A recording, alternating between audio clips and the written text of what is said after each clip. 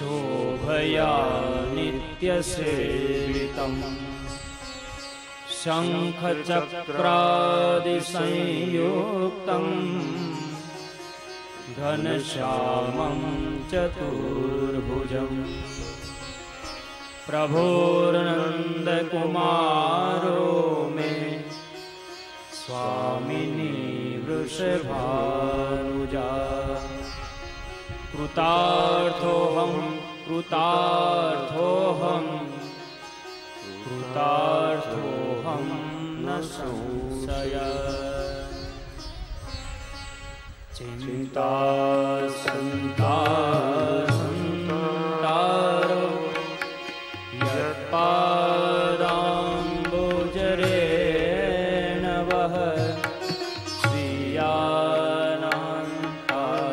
चाचार्या प्रणमामि मुहुर्मुहुः।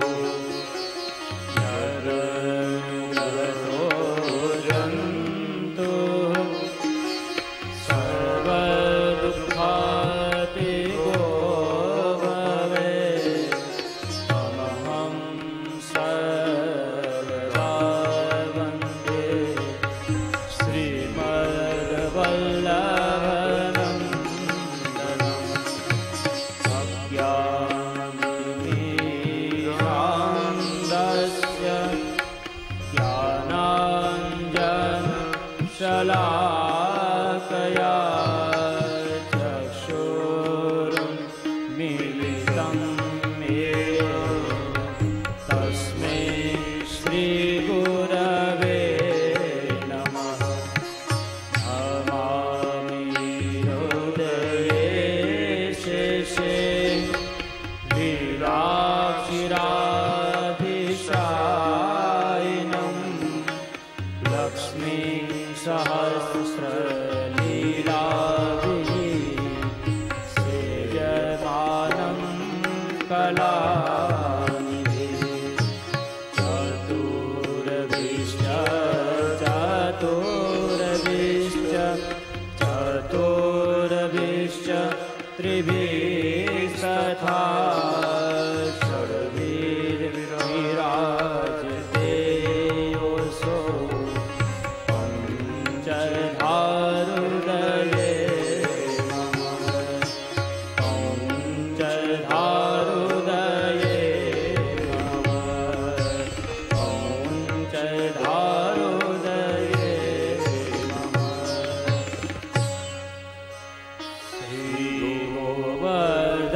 श्रीगोवर्धननाथ पादयुगलम् हैयं गवेन प्रियं नित्यं श्रीमथुराधिपं सुखकरं श्रीविठलेशं मुदा। श्रीमद्वारवतीश गोकुलपते श्रीगोकुलेन्दुविभुं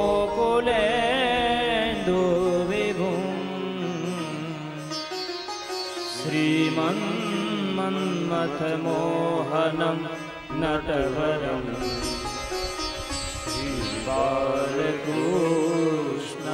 भजे। श्रीमद्वल्लभविठलो गिरिधरं गोविन्दरायाविदं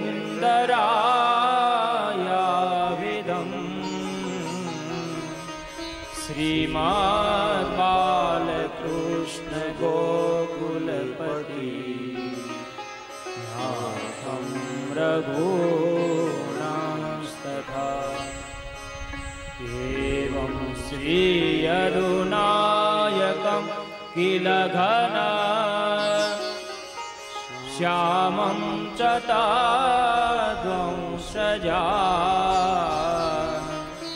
कालिन्दीं स्वगुरुं गिरिं गुरुविभुं प्रियप्रभुश्च स्मरे।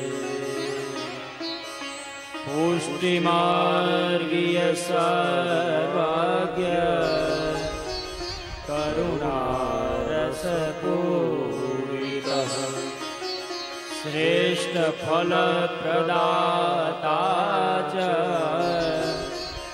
તસ્મૈ શ્રી ગુરુવે નમઃ. તસ્મૈ શ્રી ગુરવે નમઃ. તસ્મૈ શ્રી ગુરવે નમઃ.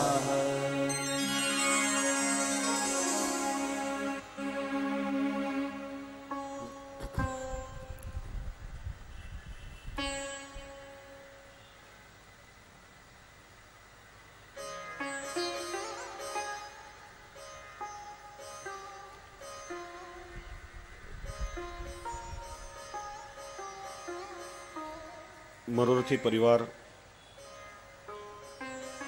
શ્રી વલ્લભના કૃપાપાત્ર શ્રી વલ્લભના લાડીલા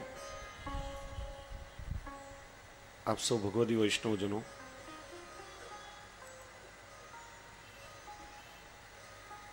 ગત 3 દિવસોમાં વૈષ્ણવોના 3 કર્તવ્યનું આપણે દર્શન કર્યું. ગ્રહ કાર્ય નિત્ય કઈ રીતે કરવું, વાણીનો નિગ્રહ કરવો, આવશ્યકતા હોય એટલી જ વાણીનો ઉચ્ચાર કરવો અને ભગવત સેવા કરવી. ચેતસ્તત પ્રવણમ સેવા. સેવા એ માત્ર ક્રિયા નથી, પણ આપણા સ્વસેવ્ય સ્વરૂપમાં આપણા ઠાકોરજી, આપણા ચિત્તનું સંપૂર્ણ એક રૂપ થઈ જવું, એકાકાર થઈ જવું, એનું જ નામ છે ભગવત સેવા. નહીં તો પેલા રાજનગરવાળા શેઠની વાર્તા યાદ છે? 252 વૈષ્ણવમાંના એ રાજનગરવાળા શેઠ ઠાકોરજીની સેવા કરી રહ્યા છે. પૂર્ણ પુરુષોત્તમ, પૂર્ણાનંદ સ્વરૂપ જ્યારે આપણા દેહથી પ્રભુને સ્પર્શ થતો હોય ત્યારે કેટલા અલૌકિક આનંદની અનુભૂતિ થવી જોઈએ. પણ આ શેઠનું ચિત્ત ગયું છે પેલા ચામડાના જોડામાં, કે દુકાને જતી વખતે આજે જોડા લઈને જઈશ.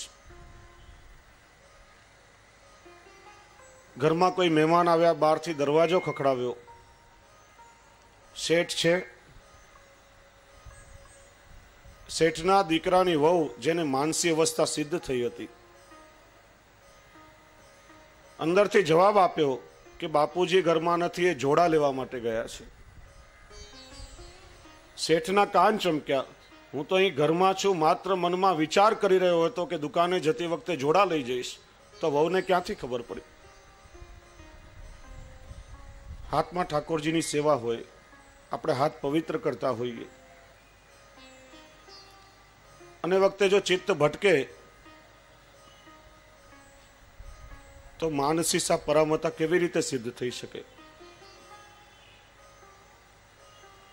અને એટલા માટે જ ગઈકાલે આપણે વિસ્તારથી ચર્ચા કરી કે શ્રી હરિરાય ચરણે એના પ્રકાર બતાવ્યા કે સેવા સ્વયં કરવી, ભય રાજાવત, સ્નેહ સ્ત્રીવત અને સુત હિતવત વાત્સલ્ય ભગવત સ્વરૂપમાં રાખવું અને દાસ્ય ભાવથી સેવા કરવી.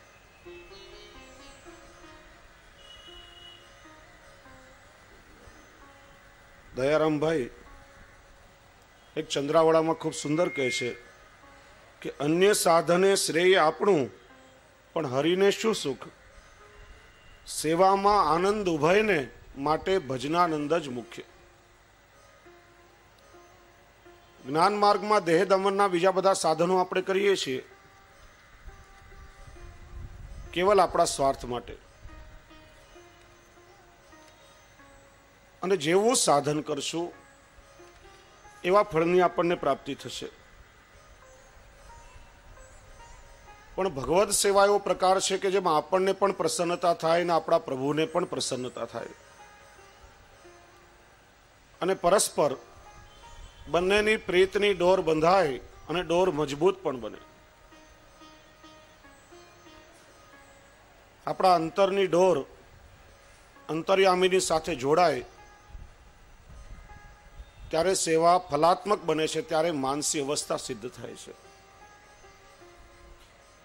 નહીં તો અંતરનો તાર અંતર્યામીની સાથે બંધાય નહીં, અને ગમે તેટલી ક્રિયાઓ માત્ર કરીએ તો એમાં આનંદ શું આવે? એકવાર એક ભાઈએ વકીલાતની ડિગ્રી પાસ કરી, ટેબલ ખુરશી બધું ફર્નિચર બરાબર ગોઠવી દીધું, કાનૂન કાયદાના ચોપડાઓ પણ મૂક્યા, બહાર પોતાની નેમ પ્લેટ લગાડી, ફલાણા ફલાણા ભાઈ MA LLB. એક ટેલિફોનનું ડબલું પણ લાવીને મૂક્યું. કોઈ પણ અસીલ બહારથી મળવા માટે આવે, કોઈ ક્લાયન્ટ આવે તો આવનાર વ્યક્તિ ઉપર પોતાનો પ્રભાવ પાડવા માટે ક્યારેક કોઈ મોટા મિનિસ્ટરને ફોન લગાડે, ક્યારેક કોઈ મોટા ઉદ્યોગપતિનો નંબર ડાયલ કરે.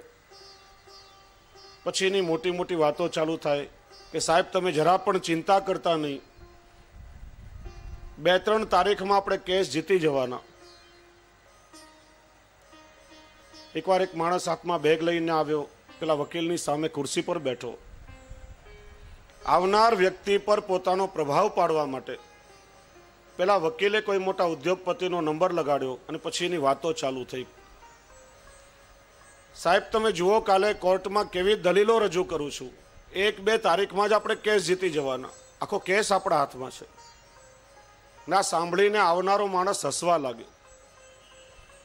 પેલો વકીલ કે જોતો નથી મારો સમય કેટલો કિંમતી છે, અને તું હસીને મારો સમય બગાડે છે, બોલ શું કામ છે તારે?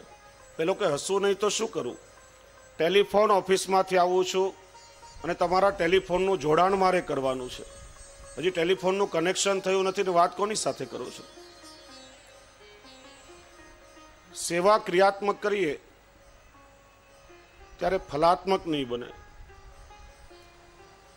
અંતરનો તાર અંતર્યામીની સાથે જોડાય ત્યારે સાધન દશાની એ સેવા તમને ફલ દશામાં લઈ જશે.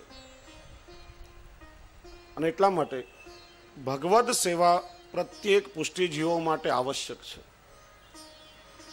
નહીં તો સુરદાસજીએ ખૂબ સુંદર પદ ગાયું છે કે જેના ઘરમાં ભગવત સેવા નથી બિરાજતી. બ્રહ્મ સંબંધ લીધું છે, શ્રી વલ્લભની કૃપાથી શરણમાં પણ આવ્યા છીએ, પણ હજી ઠાકોરજીની સેવામાં પ્રવૃત્ત થયા નથી, ચારે બાજુ ભટક્યા કરીએ છીએ. ત્યારે પદમાં ખૂબ સુંદર ભાવ બતાવ્યો કે ભજન બિન જીવન જૈસે પ્રેત, મન મલિન ઘર ઘર પ્રતિ દોલત, ઉદર ભરણ કે હેત.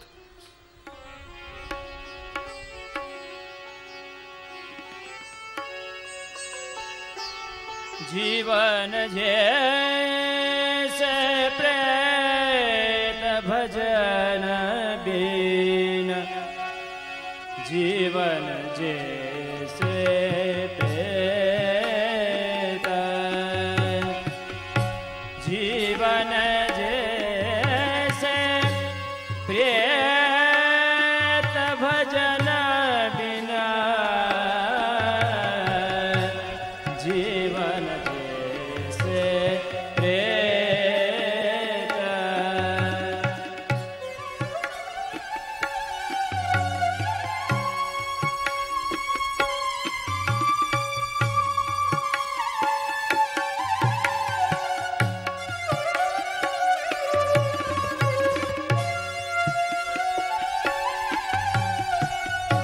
मन मलिन, मन मलिन घर घर प्रतिदोलत, उदर भरण के हेत, उदर भरण के हेत, भजन बिना जीवन जैसे प्रेत. ખાલી પેટ ભરવા માટે જો આપણે જીવતા હોઈએ તો પશુઓ પણ આખો દિવસ ભટકી ભટકીને પોતાનું પેટ ભરી જ લેતા હોય છે. અને ઘરમાં જો પ્રભુની સેવા બિરાજતી હોય તો જીવન કેટલું અલૌકિક બની જાય. અને એટલા માટે જ કહે છે કે કબહુક પાવત પાપ કો પૈસા ડાર ધૂલ में दे.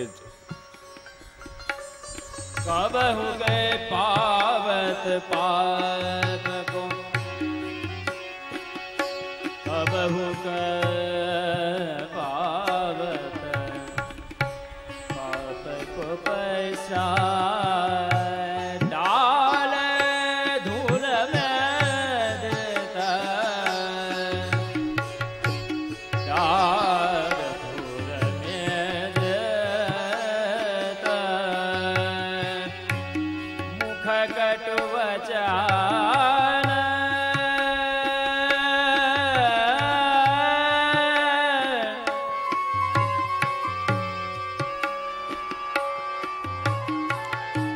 मुख कटु वचन करत पर निंदा संतन को दुख देत. માણસ ઘરમાં બેઠો હોય નવરો હોય તો શું કરે? આખો દિવસ કડવા વચનો, બીજાની નિંદા અને કોઈ પણ સજ્જનોને હંમેશા ત્રાસ આપ્યા કરે, બીજાને સતાવે. એ નવરા માણસનું કામ છે.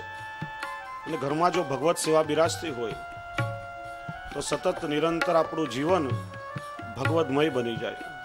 मुख कटु वचन करता पर निंदा संतन को दुख दत भजन बिन जीवन जैसे प्रेत जीवन जैसे प्रेत भजन बिन जीवन जैसे प्रेत. सेवा नहीं गोविंद चंद की भवन नील को खेत. નીલ એટલે નીલ ગાય. જેમ નીલ ગાય ખેતરમાં આવીને પડે તો આખું નાખું ખેતર ખલાસ કરી નાખે, ખેતરનો બધો પાક ચરી જાય, પછી એમાં કંઈ બચે નહીં. એમ જે ઘરમાં ઠાકોરજીની સેવા નથી વિરાજતી એ ઘર ભવન નીલ કો ખેત એના જેવી દશા છે. અને છેલ્લે સૂરદાસજી બહુ સુંદર કહ્યું કે સૂરદાસ બહુત કહા કહું ડૂબે કુટુંબ સમેત. અને જેના ઘરમાં સેવા નથી તો પછી સમજો કે આખા કુટુંબ સમેત તે ડૂબી ગયો. અને બીજી શું અલૌકિક ગતિ હોય? સેવા નહીં ગોવિંદ ચંદ કી ભવન નીલ કો ખેત ભવન નીલ કો ખેત सूरदास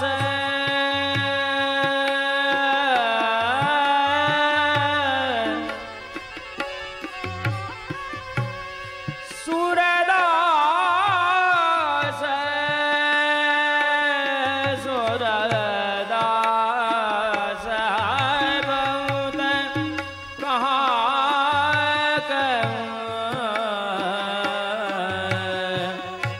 डूबे कुटुंब समेत भजन बिन डूबे कुटुंब समेत भजन बिन जीवन जैसे प्रेत जीवन जैसे प्रेत भजन बिन जीवन जैसे जीवन जैसे जीवन जैसे प्रेत. નહીં તો આપણે બધાની આજે મન પરિસ્થિતિ કેવી છે? 252 વૈષ્ણવમાંના પેલા વૈષ્ણવને યાદ કરો. શ્રી ગુસાઈજીને આવીને વિનંતી કરેલી કે મહારાજ કોઈ એવો સેવાનો પ્રકાર બતાવો કે જેમાં કોઈ રૂપિયા પૈસાનો ખર્ચ ન થાય, શરીરને જરા પણ કષ્ટ ન પહોંચે, કોઈ તકલીફ ન પડે. મને લાગે છે કે આપણા બધાનો જ પ્રતિધ્વનિ આ શબ્દોમાં પડે છે. આપણે બધા પણ આજે એમ જ વિચાર કરીએ છીએ કે ઠાકોરજીની સેવા આમ સરળતાથી થઈ જાય, એક પણ રૂપિયાનો ખર્ચ ન થાય, શરીરને જરા પણ તકલીફ નહીં પડે, આમ ફટાફટ ઇન્સ્ટન્ટ સેવા થઈ જાય. મને એકવાર એક ભાઈ આવીને વાત કરી કે આજકાલ સમય બહુ ઝડપથી પસાર થઈ રહ્યો છે, લોકો પાસે બહુ સમયની કમી હોય છે. આજે ડ્રાઇવિંગ થિયેટરો થઈ ગયા, ડ્રાઇવિંગ બેંક થઈ ગઈ, ડ્રાઇવિંગ હોટલો બની ગઈ. તો આ નવા નવા જે મંદિરો બની રહ્યા છે એમાં પણ સુધારો કરવો જોઈએ, ડ્રાઇવિંગ મંદિરો બનવા જોઈએ. મુંબઈ જેવા શહેરોમાં જ્યાં ટ્રાફિકની આટલી મોટી સમસ્યા હોય, કારમાં બેઠા બેઠા આવીએ, દર્શન કરીને કારમાંથી સીધા બહાર નીકળી જવાય. આપણા સૌની આ મનોદશા જે છે. અને કદાચ તમને ખ્યાલ હશે કે હમણાં કોઈ બહુ સમજદાર માણસે કોમ્પ્યુટરમાં એવું સોફ્ટવેર પણ બનાવ્યું છે, બટન દબાવીએ એટલે ભગવાનની પ્રતિમા આવી જાય, બીજું બટન દબાવીએ ઉપરથી પુષ્પની વૃષ્ટિ થાય, પછી અગરબત્તી આવે, આરતી ઉતરે, ભગવાનને ભોગ લાગી જાય અને 1-1.5 મિનિટમાં કોમ્પ્યુટરમાં બેઠા બેઠા ભક્તિ થઈ જાય. પણ અહીંયા ચેતસ્તત પ્રવણમ સેવા, શ્રી ગુસાઈજી પ્રભુચરણે શ્રી મહાપ્રભુજીએ પ્રગટ કરેલો એ સેવાનો પ્રકાર એટલો સુંદર દિવ્ય બનાવ્યો છે કે ભગવત સેવા કરતા કરતા આપણું સમગ્ર જીવન જ અલૌકિક બની જાય અને પ્રભુએ આપેલી આપણને દરેક કલાનો ભગવત પ્રીત્યર્થ વિનિયોગ થઈ જાય. એટલા માટે શ્રી હરિરાય ચરણ આજ્ઞા કરે છે કે નિત્ય ઠાકોરજીમાં ચિત્ત પરોવી અને પ્રભુ સેવામાં પરાયણ થાવ. તસ્ય સેવા પ્રકુર્વિતમ યાવત જીવમ સ્વધર્મતઃ ન ફલાર્થમ ન ભોગાર્થમ ન પ્રતિષ્ઠા પ્રસિદ્ધએ. શુદ્ધ ભાવો પ્રભુ સ્થાપ્યો ન ચાતુર્ય પ્રયોજકમ અંતર્યામી સમસ્તાનામ ભાવમ જાનાતિ માનસમ.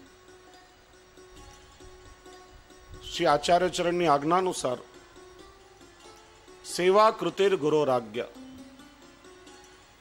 આપણી બુદ્ધિ ચતુરાઈનો જાજો એમાં ઉપયોગ નહીં કરવો, કારણ કે અંતર્યામી સમસ્તાનામ ભાવમ જાનાતિ માનસમ. પ્રભુ અંતર્યામી છે. કેવલ તમે ક્રિયાઓ કરતા રહેશો પણ હૃદયનો ભાવ જો વિશુદ્ધ નથી, તમે દુનિયાને છેતરી શકો પણ ઠાકોરજીને ક્યારે પણ નહીં છેતરી શકો. પ્રભુ પોતાના બધા ભક્તોના હૃદયના ભાવને જાણે છે અને એટલા માટે શ્રી આચાર્ય ચરણ આજ્ઞા કરી, આપણને જાજી સમજણ નહીં પડે તો સેવા કૃતિર ગુરોરાજ્ઞા. ગુરુદેવની આજ્ઞા લઈ જે પ્રમાણે ગુરુદેવ આજ્ઞા કરે પ્રમાણે ભગવત સેવામાં પ્રવૃત્ત થઈ જાઓ. કારણ કે વૈદ્ય હોય, ડોક્ટર હોય, આપણી નાડી તપાસી અને આપણને ઔષધિ આપે છે. આપણને આપણા રોગનું જ્ઞાન હોતું નથી, પણ આપણા રોગનું નિદાન કરી અને વૈદ્ય આપણને ઔષધિ આપે છે અને એના દ્વારા જ આપણને સારું થાય છે. એમ આપણો અધિકાર તપાસીને આપણા ગુરુદેવ જે પ્રમાણે આપણને સેવા કરવાની આજ્ઞા કરે એ પ્રમાણે ભગવત સેવામાં પ્રવૃત્ત થાવ અને શ્રી વલ્લભની આડીથી ઠાકોરજી સહર્ષ આપણી સેવાનો સ્વીકાર કરશે. કારણ કે ઠાકોરજી શ્રી વલ્લભથી બંધાયેલા છે. શ્રી વલ્લભે એકવાર જેનો હાથ પકડી અને પ્રભુના શ્રીહસ્તમાં સોંપ્યો છે, વિશ્વાસ રાખજો કે ઠાકોરજીને ક્યારે પણ છોડશે નહીં. થાનેશ્વરના રામાનંદ પંડિતનો પ્રસંગ યાદ કરો. વૈષ્ણવનો અપરાધ કર્યો ત્યારે શ્રી મહાપ્રભુજીનો ત્યાગ કર્યો. ચિત્તની વિવળ અવસ્થામાં ચારે બાજુ ભટકતા હતા. કોઈ એક જગ્યાએ સુંદર જલેબીઓ થઈ રહી હતી. શ્રી મહાપ્રભુજીનું વચન યાદ આવ્યું કે ઠાકોરજી ઉત્તમ વસ્તુના ભોગતા છે. કેટલી સુંદર જલેબીઓ મારા શ્રીજી બાવાને લાયક છે. જલેબી ખરીદી માનસીમાં શ્રીજી બાવાને ભોગ ધરી કે પ્રભુ જ્યાં પણ બિરાજતા હો શ્રી વલ્લભની આડીથી રોગજો. શ્રીજી બાવા સ્નેહથી ન રોગ્યા. શ્રી મહાપ્રભુજી આપ ઉત્થાપન સમય પધાર્યા. ચરણ ચોકી પાસે જલેબીના 2-4 ટૂક પડ્યા જોયા. વિનંતી કરી કે પ્રભુ આજે કયા ભક્તની સામગ્રી રોગ્યા છો? અમે તો આ સામગ્રી આજે આપને રોગાવી નથી. શ્રીનાથજી બાવાએ આજ્ઞા કરી કે શ્રી વલ્લભ આપના સેવક છે ને પેલા રામાનંદ પંડિત, એને આ સામગ્રી ભાવથી અમને રોગાવી છે અને અમે સ્નેહથી રોગ્યા છીએ.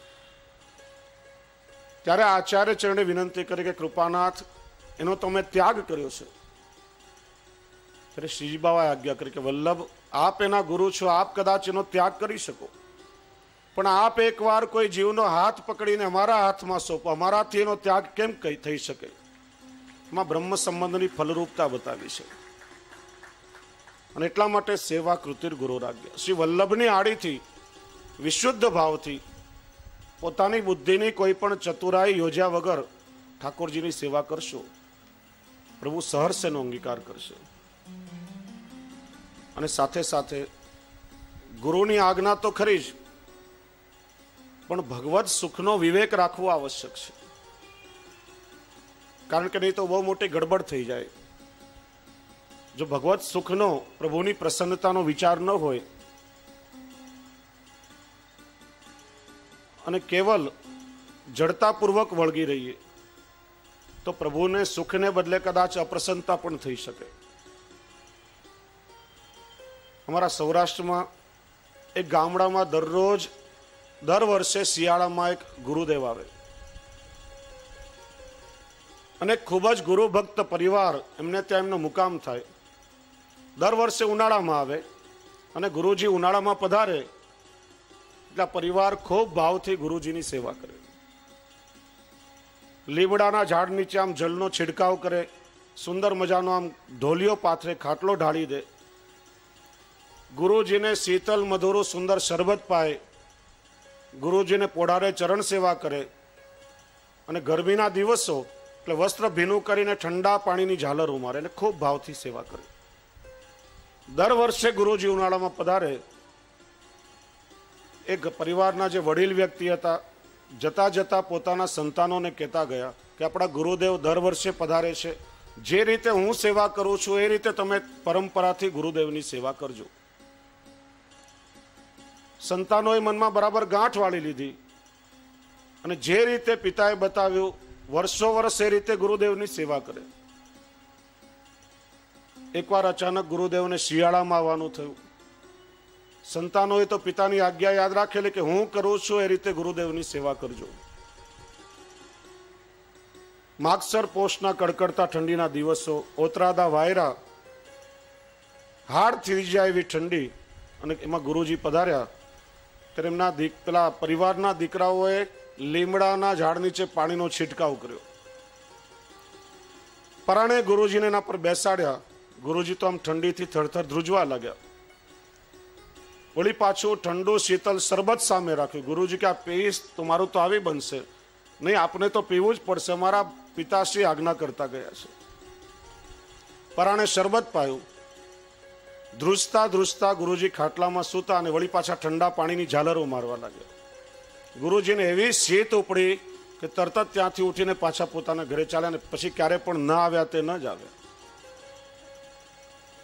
સેવા કૃતિર ગુરુ આજ્ઞા એ આપણા અધિકાર માટે આપણા ગુરુદેવ આપણો અધિકાર જોઈને જે પ્રમાણે આજ્ઞા કરે એ રીતે પ્રવૃત્ત થવું, પણ સાથે સાથે ભગવત સુખનો વિવેક તો આપણામાં અવશ્ય હોવો જ જોઈએ. અને એટલા માટે શ્રી હરિરાય ચરણ આજ્ઞા કરે છે, શ્રદ્ધાપૂર્વક ભગવત સેવા કરો.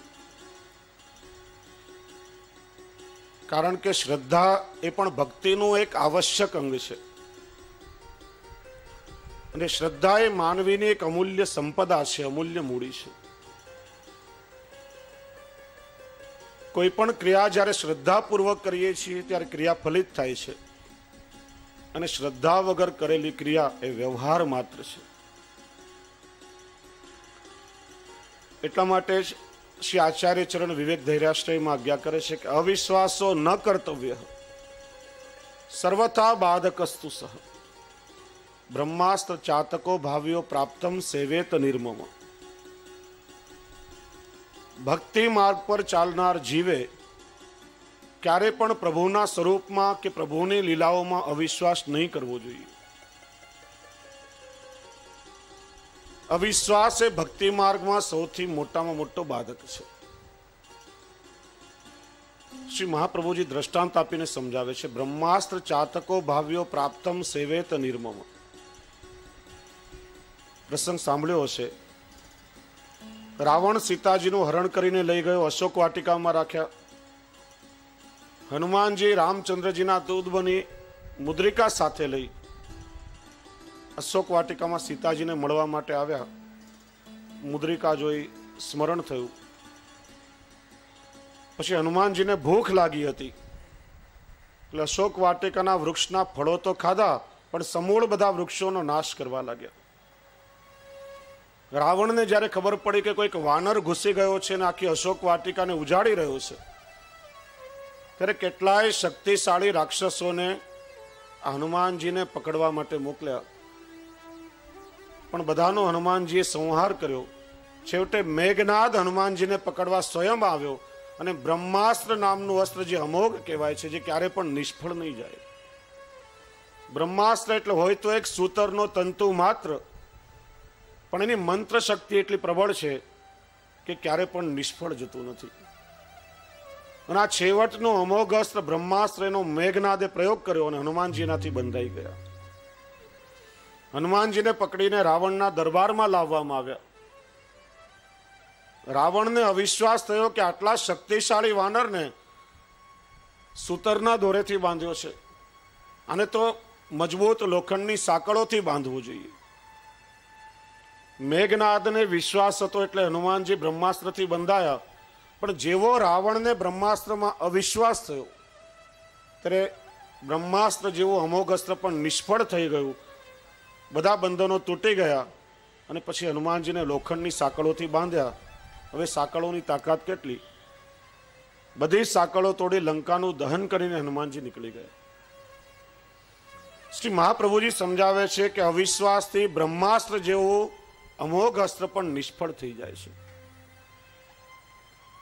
બીજું દ્રષ્ટાંત આચાર્ય ચરણ આપે છે ચાતક પક્ષીનું. ચાતક પક્ષીને સ્વાતિ નક્ષત્રના જલબૂંદમાં કેટલો પ્રબળ વિશ્વાસ હોય છે. એને ગમે તેટલી તૃષા લાગી હોય, કેટલાય સરોવરો સામે હોય છતાં એક જલની બૂંદ પણ ગ્રહણ કરતું નથી.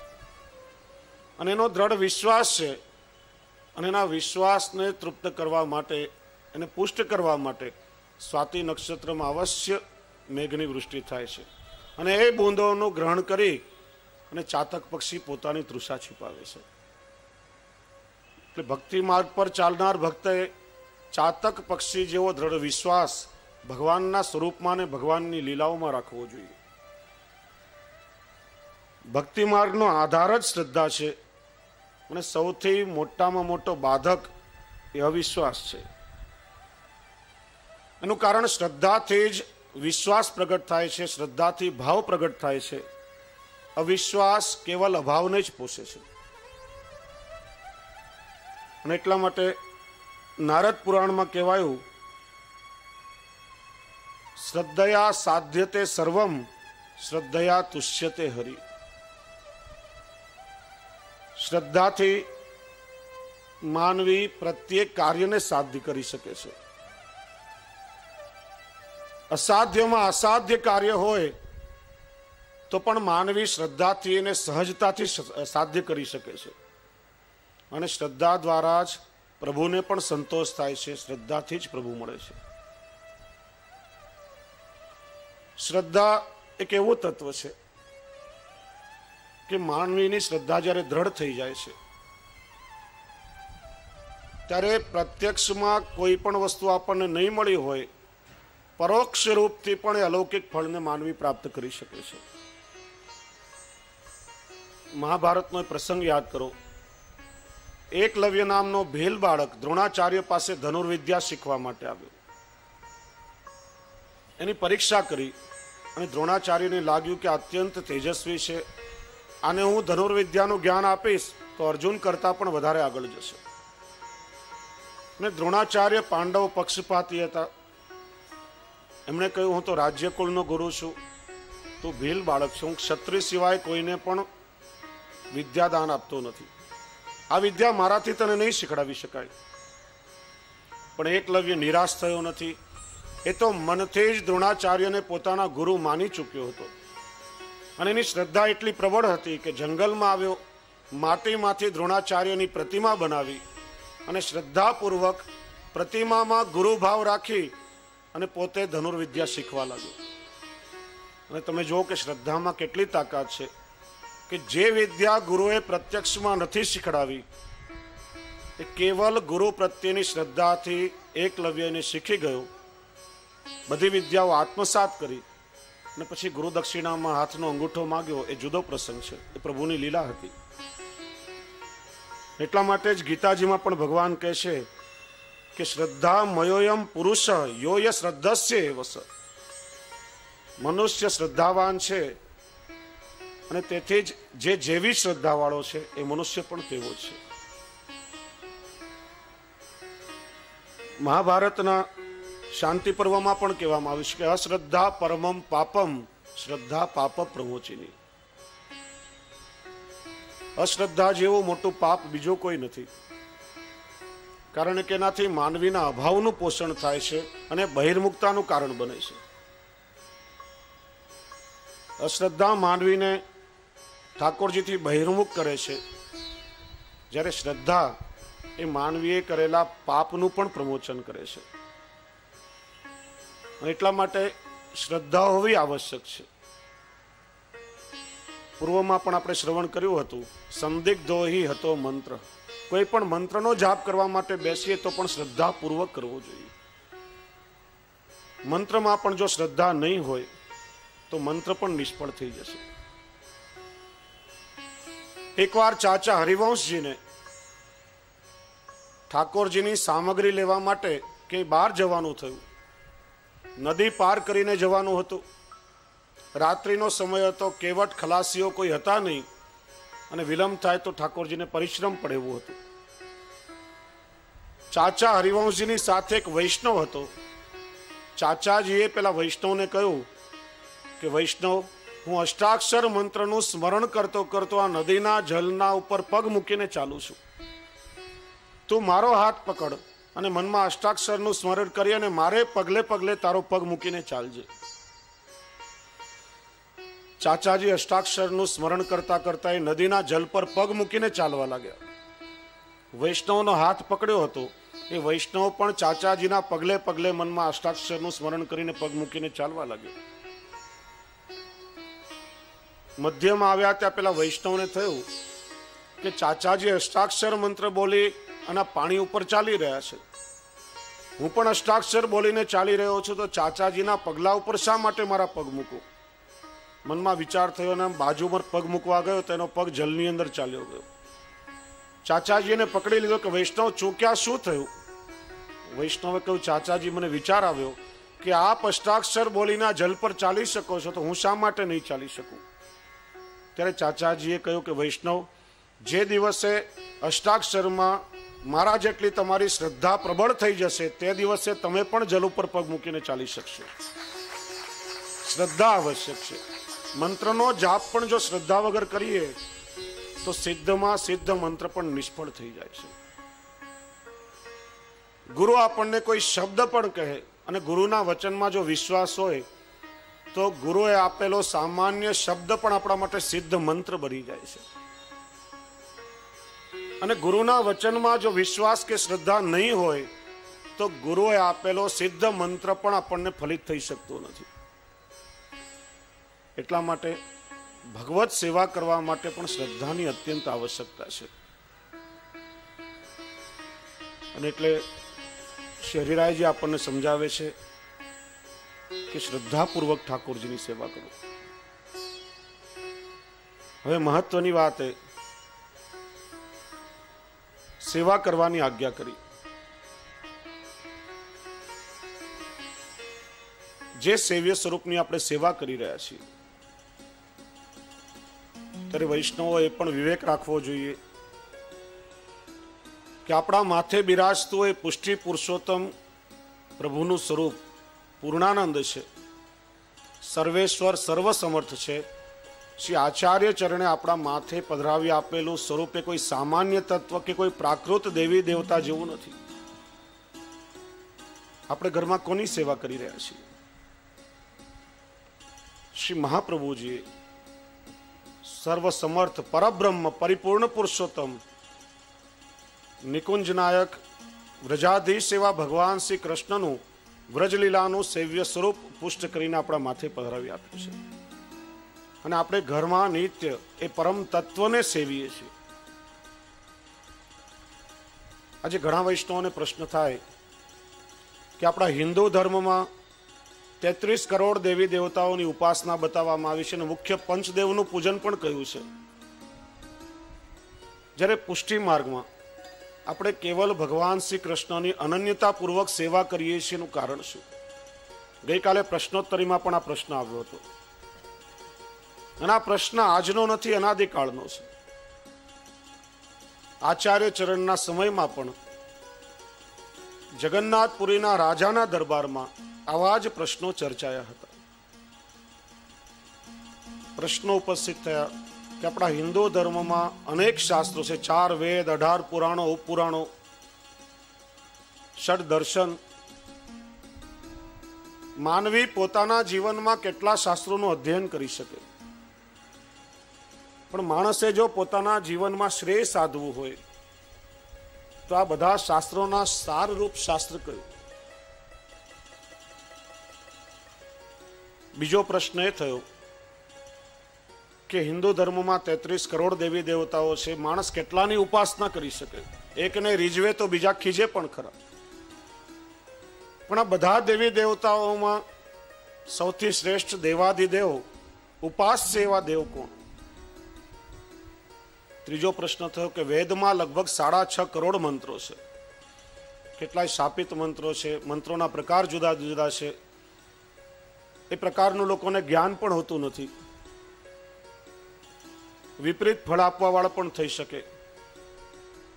ત્યારે આ કલિયુગમાં આ બધા જ મંત્રોમાં સૌથી શ્રેષ્ઠ એવો મંત્ર રાજ કયો? અને ચોથો પ્રશ્ન થયો કે માનવીનું જીવન એક કર્મ પ્રધાન છે, કર્મ પ્રમાણે માનવીને ફળ મળે છે. ત્યારે બધા કર્મોમાંથી માણસ મુક્ત થઈ શકે એવું દરેક કર્મમાં શ્રેષ્ઠ કર્મ કયું? રાજાએ વિદ્વત સભા બોલાવી. દરેક વિદ્વાનો પોથી ખોલીને બેસી ગયા. પંડિતો પોતપોતાના મત અને મતિ અનુસાર ઉત્તરો આપવા લાગ્યા. કોઈ કે રામ નામનો મંત્ર મોટો, કોઈ કે શિવની ઉપાસના મોટી, કોઈ કે શક્તિની સાધના ઉત્તમ છે. દરેક પોતપોતાના મતોનું પ્રતિપાદન કરવા લાગ્યા, પણ કોઈ નિષ્કર્ષ નીકળતો નહીં હતો. 27 દિવસ સુધી ચર્ચા ચાલી, પણ નિષ્કર્ષ નીકળ્યો નહીં. છેવટે મહાપ્રભુ શ્રી વલ્લભાચાર્ય ચરણ ભારત ભ્રમણ કરતી વખતે ત્યાં પધાર્યા હતા.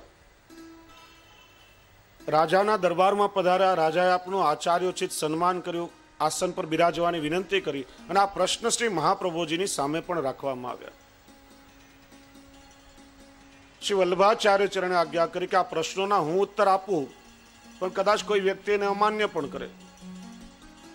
પણ આપણે એક કામ કરવું જોઈએ કે ભગવાન જગન્નાથ રાયજીના સન્મુખ કાગળ કલમ અને ખડીઓ મૂકીએ અને ભગવાન સ્વયં જો આપણા પ્રશ્નોનો ઉત્તર આપે તો કોઈને પણ અમાન્ય કરવાનું કારણ રહેતું જ નથી. બધા પંડિતોએ કહ્યું કે ભગવાન જે ઉત્તર આપશે સર્વાનુમતે એમને માન્ય હશે. ત્યારે શ્રી મહાપ્રભુજીની આજ્ઞા અનુસાર જગન્નાથ રાયજીની સામે મેજ ઉપર કાગળ કલમ અને ખડીઓ મુકાયા. નિજ મંદિરના દ્વાર બંધ થયા. એક ઘડી પછી શ્રી મહાપ્રભુજીએ જ્યારે દ્વાર ખોલવાની આજ્ઞા કરી ત્યારે જગન્નાથ રાયજીએ સ્વયં કાગળ ઉપર ઉત્તર લખ્યો હતો. એકમ શાસ્ત્રમ દેવકી પુત્ર ગીતમ, એકો દેવો દેવકી પુત્ર એવ, મંત્રોપેકમ તસ્ય નામાની યાની, કર્મોપેકસ તસ્ય દેવસ્ય સેવા. સભામાંથી એક દોઢડાયો માણસ ઉભો થયો, વિરોધ કર્યો કે ભગવાન જગન્નાથ રાયજીને હસ્ત તો નથી, ભગવાન કેવી રીતે લખી શકે? આમાં કઈ ચાલાકી થતી હોય એવું લાગે છે. શ્રી મહાપ્રભુજીની આજ્ઞાથી બીજી વખત કાગળ કલમ અને ખડીઓ મુકાયા. પુનઃ ભગવાને એ જ ઉત્તર લખ્યો. પાછો પેલા વિરોધ કર્યો. ત્યારે ત્રીજી વખત ભગવાને ઉત્તર લખ્યો, પણ સાથે બીજી એક પણ પંક્તિ લખી હતી. યપુમાન પિતરમ દ્વેષ્ટિ સપુમાન અન્ય રેતસ, યપુમાન ભગવત દ્વેષ્ટિ સપુમાન અંત્ય રેતસ. જે સંતાન નિરંતર પોતાના પિતાનો વિરોધ કરતો હોય, પિતાની અવગણના કરતો હોય, એ નક્કી અન્યનું સંતાન હોય. અને જે વ્યક્તિ ભગવાનનો વિરોધ કરતો હોય એ નક્કી કોઈ મ્લેચ્છનું સંતાન હોવું જોઈએ. ભગવાને આવી આજ્ઞા લખી, બધા આશ્ચર્યચકિત થયા. રાજાએ પોતાના ગુપ્તચરોને મોકલીને તપાસ કરાવી. પેલો વ્યક્તિ જે ઘડી ઘડી વિરોધ કરી રહ્યો હતો, એની માતાને પૂછતા એણે જણાવ્યું કે નદીના જલમાં સ્નાન કરી રહી હતી ત્યારે મ્લેચ્છ રાજાના સુબેદારે એના પર અત્યાચાર કર્યો અને ત્યાં મ્લેચ્છ પુત્ર ઉત્પન્ન થયો. ભગવાને પોતે દૂધનું દૂધ, પાણીનું પાણી કરી આપ્યું. કોઈ વ્યક્તિએ કહેલી વાત નથી, પણ સ્વયં ભગવાને આ મતનું પ્રતિપાદન કર્યું છે. એકમ શાસ્ત્રમ દેવકી પુત્ર ગીતમ. ભગવદ્ ગીતા એ કોઈ સામાન્ય તત્વ નથી. એના માટે કહેવાયું, સર્વોપનિષદો ગાવો દોગ્ધા ગોપાલ નંદન પાર્થો વત્સ સુધીર ભોગતા દુગ્ધમ ગીતા મૃતમ મહત. સર્વ ઉપનિષદો છે, બધી ગાયો છે. આ ઉપનિષદો રૂપી ગાયોનું દોહન કરનારા ગોવાળ સ્વયં ભગવાન શ્રી કૃષ્ણ છે. આપણે ચર્ચા કરી હતી કે ગૌ દોહનનો પહેલો નિયમ છે કે વાછરડું ગાયને ધાવે પછી બીજાને દૂધ મળે. તો એ ગાયના દૂધનું પાન કરનાર વાછરડું એ અર્જુન છે. ત્યાર પછી બીજાને પાન થાય, એનું પાન કરનારા એ બધા રસિકજનો છે. અને દૂધ કયું કે દુગ્ધમ ગીતા મૃતમ મહત. ગીતારૂપી અમૃત એ અલૌકિક દૂધ છે. ભગવાન શ્રી કૃષ્ણના મુખારવિંદમાંથી પ્રગટ થયેલું એ અમૃત તુલ્ય તત્વ ભગવદ્ ગીતા છે. આજે 5000 વર્ષ થયા. ભલે અર્જુનને વ્યક્તિગત રૂપે આપવામાં આવેલો ઉપદેશ હોય, પણ આજે પ્રત્યેક માનવીના જીવનમાં આવતા પ્રશ્નોનું સમાધાન ભગવદ્ ગીતામાંથી મળી શકે છે. પ્રત્યેક આચાર્યોએ ભગવદ્ ગીતા ઉપર ટીકાઓ લખી છે. અને ભગવદ્ ગીતા એક માત્ર એવો ગ્રંથ છે કે પ્રત્યેક આચાર્યો એના માટે એકમત પણ થયા છે. માયાવાદનું પ્રવર્તન કરવા અવતરેલા શંકરાચાર્યજી પણ કહે છે, ભગવદ્ ગીતા કિંચિત દીતા ગંગાજલ લવ કણિકા પીતા સકૃદ્યેન મુરારી સમર્ચા તસ્ય યમ કિમ કુરુતે ચર્ચા. જેણે યત કિંચિત પણ ભગવદ્ ગીતા વાંચી છે, બૂંદ માત્ર પણ ગંગાજલનું પાન કર્યું છે, જેણે મુરારી ભગવાન શ્રી કૃષ્ણની સેવા કરી છે, યમ તો એનો વિચાર પણ શું કરી શકે. એટલા માટે ભગવદ્ ગીતા જે સર્વોપરી શાસ્ત્ર માનવામાં આવે છે. અને શ્રી મહાપ્રભુજી વેદા કૃષ્ણ વાક્યાની, આ કૃષ્ણ વાક્ય એટલે ભગવદ્ ગીતા. વેદા કૃષ્ણ વાક્યાની વ્યાસ સૂત્રાની ચૈવહી સમાધિ ભાષા વ્યાસસ્ય પ્રમાણંત ચતુષ્ટયમ.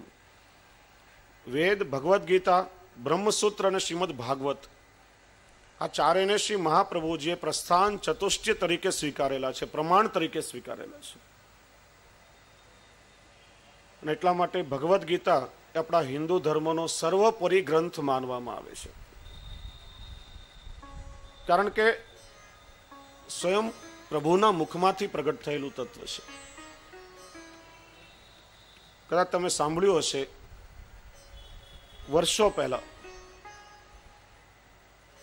અમેરિકા દેશના શિકાગો શહેરમાં સર્વધર્મ સંમેલન યોજવામાં આવ્યું. દેશ વિદેશથી દરેક ધર્મના વડાઓ આ ધર્મ સંમેલનમાં આવ્યા હતા. એ વખતે ત્યાંના લોકોને હિન્દુ ધર્મ કે હિન્દુ સંસ્કૃતિ વિશે કોઈ જ જ્ઞાન નહીં હતું. ત્યાંના લોકોના મગજમાં તો એમ કે ભારત એટલે કેવલ ભૂવા અને ડાકલાઓનો દેશ, ત્યાં બીજું શું હોઈ શકે.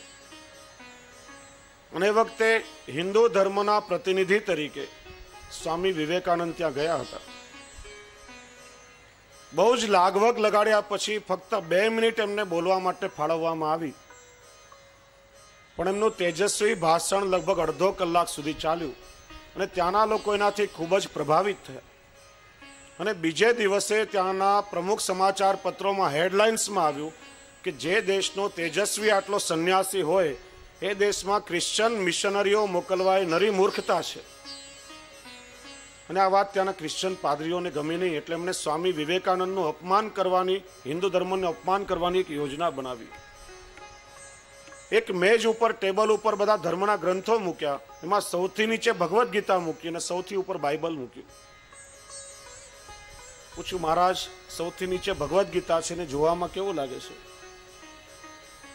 ત્યારે સ્વામી વિવેકાનંદે આમ આંગળીના ટેરવાથી ગીતાનો ગ્રંથ સરકાવી લીધો અને ઉપરના બધા જ ગ્રંથો કડાકડ નીચે પડી ગયા. ત્યારે એમણે કહ્યું કે ભગવદ્ ગીતા એ બધા જ ધર્મ ગ્રંથોનો આધાર છે. જો ભગવદ્ ગીતા ન હોય તો દુનિયાનો કોઈ પણ ધર્મગ્રંથ ટકી શકે નહીં. બીજી વખત એમણે શું કર્યું? બધા ગ્રંથો મૂક્યા, સૌથી નીચે બાઇબલ મૂક્યું ને ઉપર ભગવદ્ ગીતા મૂક્યું. પૂછ્યું, મહારાજ હવે જોવામાં કેવું લાગે છે? ત્યારે એમણે કહ્યું કે મારે કંઈ કહેવાની જરૂર નથી, તમે જ સાબિત કરી આપ્યું કે ભગવદ્ ગીતા બધા ગ્રંથોનો શિરમોર છે. મસ્તક ન હોય તો ધડ શું કામનું? આ લોકો મૂંઝાયા કે હવે શું કરવું? ત્યારે એમણે શું કર્યું કે બધા ગ્રંથોની વચમાં ભગવદ્ ગીતા ખોસી દીધી. પૂછ્યું, મહારાજ હવે? ત્યારે એમણે કહ્યું કે ભગવદ્ ગીતા એ બધા જ ધર્મોનું કેન્દ્ર બિંદુ છે.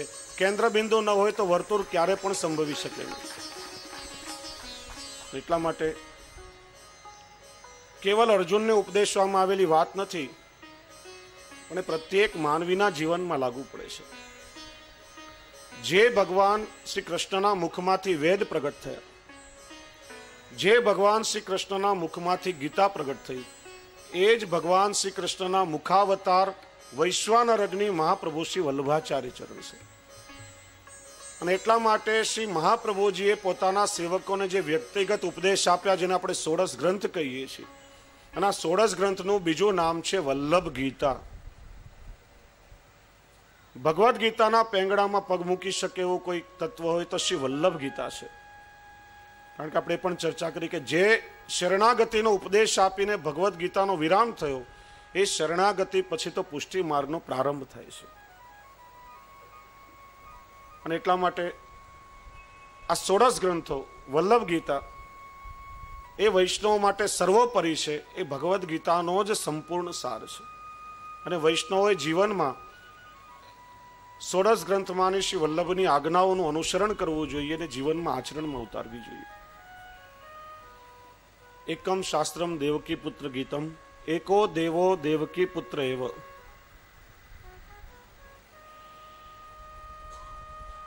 ભગવાન શ્રી કૃષ્ણ, જેના માટે ઉપનિષદો પણ કહે છે એતે ચાંસ કલા પુંસ કૃષ્ણસ્તુ ભગવાન સ્વયં. પૂર્વમાં ચર્ચા થઈ હતી કે ગીતાજીમાં ભગવાને પ્રતિજ્ઞા કરી એ પ્રમાણે જ્યારે જ્યારે ભૂતલ પર કોઈ અવતાર કાર્ય કરવાની આવશ્યકતા આવી, ત્યારે ત્યારે ભગવાને પોતાના અંશ, કલા, વ્યુહ, જ્ઞાન આદિ અવતારો પ્રગટ કર્યા. જે અવતાર કાર્યમાં જેટલા ધર્મોની આવશ્યકતા હતી, આ પ્રશ્ન પણ ગઈકાલે પૂછવામાં આવ્યો હતો. મેં કહ્યું હતું કે મોટા 90% પ્રશ્નોનું નિરાકરણ આ શિક્ષાપત્રના સત્રમાં આવી જ જશે. જે અવતાર કાર્ય કરવા માટે જેટલા ધર્મો, શક્તિ, સામર્થ્યની આવશ્યકતા હતી, એટલા ધર્મો સાથે ભગવાને પોતાના અવતારો ભૂતલ ઉપર પ્રગટ કર્યા છે. એટલા માટે બધા ભગવાનના અવતાર કહેવાયા છે. સારસ્વત કલ્પમાં ભગવાન શ્રી કૃષ્ણ જ્યારે પ્રગટ થયા, ત્યારે મૂળ અંશી પોતે પોતાના 6 ધર્મો, 12 શક્તિઓને 16 કલા સંપન્ન પ્રગટ થયા છે. એટલા માટે અવતારી કહેવાય છે. બીજા બધા ભગવાનના અંશ છે, પણ કૃષ્ણ એ અંશી કહેવાય છે. અને એટલા માટે દયારામભાઈ એક ચંદ્રાવડામાં એમના માટે કહે છે કે નહીં કોઈ જેની સમોવડી, કોઈ ઈશ ન જેને શીશ, સર્વ વસ્તુ થકી થઈ જે કોઈ કહાવે સર્વના આધીશ, સર્વાધીશ વંદે સહુ જેને, નિગમ નેતિ નેતિ કહે છે તેને, શેષ મહેશ વિધિ શ્રી અગમ્ય, તેને કહીએ પૂર્ણ પુરુષોત્તમ. વિદ્વાનો 6 પ્રકારમાં ભગવાનના અવતારોને વિભક્ત કરે છે. અંશાવતાર, જે ધર્મનું સ્થાપન કરવા આચાર્ય પ્રગટ થયા. અંશાવતાર, ભગવાનના અંશમાંથી સીધા પ્રગટ થયા. બ્રહ્મા, વિષ્ણુ, મહેશ, હનુમત, લક્ષ્મી વગેરે. આવેશાવતાર પરશુરામ અવતાર કહેવાયો. કલાવતાર, કુર્માવતાર, કપિલ અવતાર, વામન ઋષિ, બધા કલા અવતાર થયા. પૂર્ણાવતાર મર્યાદા પુરુષોત્તમ ભગવાન રામ સ્વરૂપે પ્રગટ થયા. અને કૃષ્ણનો અવતાર એ પરિપૂર્ણ અવતાર કહેવાયો. એટલા માટે જ ભગવદ્ ગીતાના 11 અધ્યાયના 13મા શ્લોકમાં ભગવાન સ્વયં કહે છે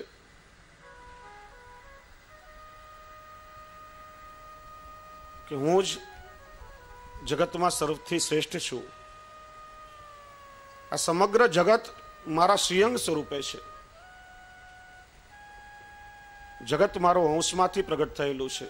એટલા માટે ભગવાને અર્જુનને વિશ્વરૂપ સ્વરૂપનું દર્શન કરીને બતાવ્યું છે. મને આજ્ઞા કરી સર્વ ધર્માન પરિત્યજ્ય મામેકમ શરણં વ્રજ, મારા એકના શરણમાં આવો.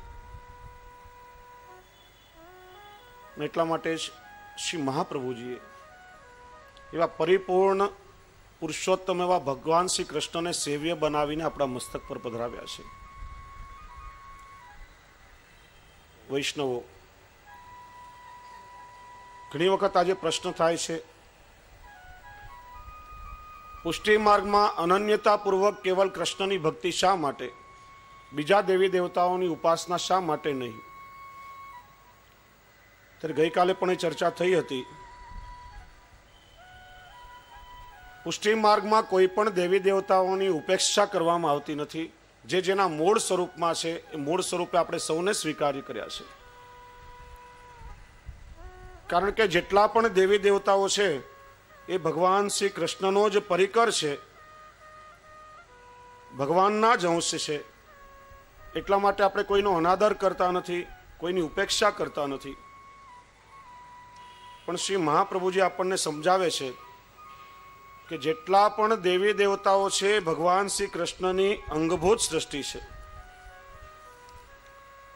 જેમ વૃક્ષ હોય, વૃક્ષના મૂળમાં પાણીનું સિંચન કરીએ ત્યારે સમગ્ર વૃક્ષને પોષણ મળે છે. આ તાત્પર્ય પણ દયારામભાઈ એક ચંદ્રાવડામાં ખૂબ સુંદર સમજાવે છે કે જગત વૃક્ષ, તેનું મૂળ શ્રીહરિ, મૂળ પોષે વૃક્ષ પોસાય. પ્રતિ શાખા જળ સિંચીએ તેથી તરુવર તૃપ્તિ ન થાય. તળાવ બધાને પોષણ મળી જાય, પણ તમે વૃક્ષને પોષણ નહીં આપો, ડાળીને પાંદડામાં પાણી છાંટો અને મૂળ સુકાઈ જશે તો આખું વૃક્ષ સુકાઈ જશે. એમ જેટલા પણ દેવી દેવતાઓ છે ભગવાન શ્રી કૃષ્ણની અંગભૂત સૃષ્ટિ છે. આપણે જ્યારે ઘરમાં ભગવાન શ્રી કૃષ્ણની સેવા કરીએ છીએ ત્યારે કૃષ્ણની સેવામાં બધાનો સમન્વય સ્વતઃ થઈ જાય છે. કોઈની પણ લોકી ઉપાસના કરવાની આવશ્યકતા રહેતી નથી. બીજા કોઈ દેવી દેવતાઓને આપણે સેવીએ તેમની સ્વતંત્ર સેવા છે, એમાં ક્યારે પણ કૃષ્ણની સેવા આવતી નથી. બીજું દ્રષ્ટાંત દયારામભાઈ આપે છે કે આપણને જ્યારે ભૂખ લાગી હોય ત્યારે મુખથી ભોજન કરીએ તો સમગ્ર ઇન્દ્રિયો પોષાય. અત્યારે કેરીની સિઝન ચાલી રહી છે. હાફૂસ કે કેસર કેરીનો રસ તમને ભાવતો હોય અને આમ ડોલ ભરીને આપણે આમ એનાથી સ્નાન કરીએ, શરીરના અંગ અંગ ઉપર લેપન કરીએ તો એનાથી પોષણ મળશે ખરા? વસ્તુ પણ બગડશે અને પોષણનો પણ અભાવ રહેશે. મુખથી ભોજન કરશું તો શરીરના પ્રત્યેક અંગને પોષણ મળશે. એટલા માટે કૃષ્ણની ભક્તિ કરવાથી એમાં પ્રત્યેકની ભક્તિનો સમન્વય થઈ જાય છે. એટલા માટે શ્રી આચાર્ય ચરણે સર્વોપરી એવા ભગવાન શ્રી કૃષ્ણની સેવા આપણને બતાવી છે. એ કોઈ સામાન્ય કે કોઈ પ્રાકૃત તત્વ નથી, પણ પરબ્રહ્મ પરિપૂર્ણ પુરુષોત્તમ એવા ભગવાન શ્રી કૃષ્ણ છે. અને એટલા માટે જ એ ભગવાન શ્રી કૃષ્ણ માટે આદિગુરુ શંકરાચાર્ય પણ કયા વગર રહી શક્યા નથી કે મધુરમ મધુરેભ્યોપી મંગલેભ્યોપી મંગલમ. આ જગતમાં કોઈ મધુરમાં મધુર અને મંગલમાં મંગલ તત્વ હોય તો ભગવાન શ્રી કૃષ્ણ છે. તો મહાપ્રભુ શ્રી વલ્લભાચાર્ય ચરણે એ ભગવાન શ્રી કૃષ્ણની અનુભૂતિ કરીને આજ્ઞા કરી કે મધુરાધિપતે અખિલમ મધુરમ. અખિલ, અનંત અને અખંડ મધુરતાનો કોઈ સ્વામી આ જગતમાં હોય તો કેવલ ભગવાન શ્રી કૃષ્ણ છે. શોભા સલુણા શ્યામની તુજો ને સખે, શોભા સલુણા શ્યામની, શોભા સલુણા શ્યામની તુજો ને સખે, શોભા સલુણા શ્યામની.